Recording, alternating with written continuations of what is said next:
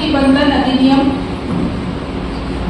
नारी शक्ति बंधन अधिनियम एक ऐसा अधिनियम है जो भारत के यशस्वी प्रधानमंत्री माननीय श्री नरेंद्र मोदी जी ने हम बहनों को, जो देश की आधी आबादी है, उनको सुचारू रूप से राजनीति में नेतृत्व करने की क्षमता प्रदान करने के लिए यह अधिनियम लागू किया है। कभी कभी कोई निर्णय देश का भाग्य बदलने की क्षमता रखता है। आज उसी निर्णय के साक्षी आप और हम बनने वाले हैं। माननीय प्रधानमंत्री जी ने जो बहनों की भूमिका रची थी, या तो याचक की भूमिका या दासी की भूमिका, और कहा जाता था कि नारी तो केवल श्रद्धा हो, विश्वास रजत पगतल में, और पीयूष को सी बहा करो तुम जीवन के सुंदर समतल में। लेकिन हमारे प्रधानमंत्री जी ने इस सुंदर समतल और बिल्कुल सरलता के साथ बिना आवाज किए बहने को, नारी को ना समझा, और उन्होंने कहा कि नारी तो केवल श्रद्धा और विश्वास नहीं हो, तुम शक्ति हो, दुर्गा कालरात्रि हो, तुम सीता संध्या सावित्री हो, तुम आज के भारत की आवश्यकता हो, तुम इस देश की जननी हो। और उन्होंने बहनों के लिए ये नारी शक्ति की वंदना करते हुए नारी शक्ति बंधन अधिनियम लागू किया है। जैसे ही हमारा संसद का नया भवन बना और उसमें प्रथम सत्र में ही ये लोकतंत्र के मंदिर में ये प्रथम सत्र ये मातृशक्ति को समर्पण किया और नारी शक्ति बंधन अधिनियम बनाया।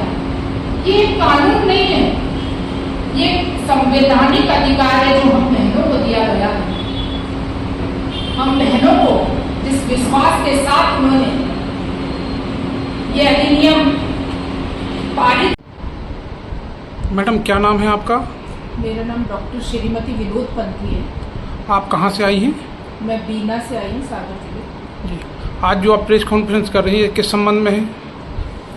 ये नारी शक्ति बंधन अधिनियम जो पारित हुआ है उस संदर्भ में ये प्रेस कॉन्फ्रेंस है। जी, आज नारी शक्ति बंधन अधिनियम जो पारित हुआ है, जैसा देश के यशस्वी प्रधानमंत्री श्री नरेंद्र मोदी जी के नेतृत्व वाली सरकार ने जो बहनों पर अपना विश्वास जताया है, कभी कभी ऐसे निर्णय जो देश के भाग्य के निर्माण में काम आएंगे, ऐसे निर्णय के साक्षी आप और हम आज बनने जा रहे हैं।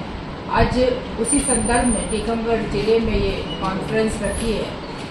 इसमें जो देश के यशस्वी प्रधानमंत्री हैं श्री नरेंद्र मोदी जी, उनकी मन में जो तड़प और जो ललक थी बहनों को उचित स्थान देने के लिए, उन्हें नेतृत्व सौंपने के लिए, उन्हें नीति निर्धारण करने के लिए, संसद में बहस में गुणवत्तापूर्ण जो निर्णय आएंगे वो बहनों की भागीदारी से कैसे आए, ये इस संदर्भ में उन्होंने एक अधिनियम पारित किया जो संसद में, संसद की दहलीज पर दशकों से इंतजार कर रही थी बहनें, बरसों से इंतजार कर रही थी आरक्षण का।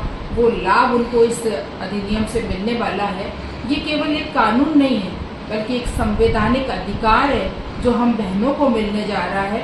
इसमें 33% आरक्षण लोकसभा और विधानसभा में आने वाले 2029 के चुनाव में जो बहनों को मिलेगा, उससे बहनें नीति निर्धारण के साथ साथ देश के उज्जवल भविष्य की निर्माता बनेंगी।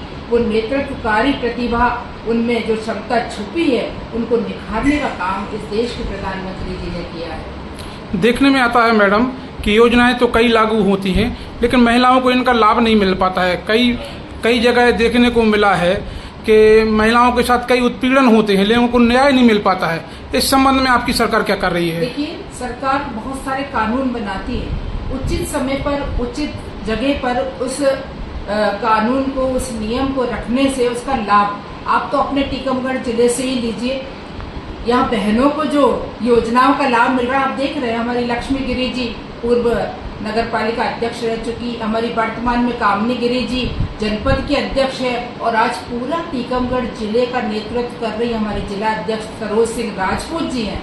तो बहनों के लिए और आपके ही क्षेत्र से निकली आदरणीय सुश्री उमा भारती जी, जो इस मध्य प्रदेश की हमारे मुख्यमंत्री रही, फिर केंद्र में मंत्री पद से नवाजा गया, मुख्य वक्ता रही। ऐसे हम बहनों को बहुत सारे अवसर प्रदान कर रही है सरकार।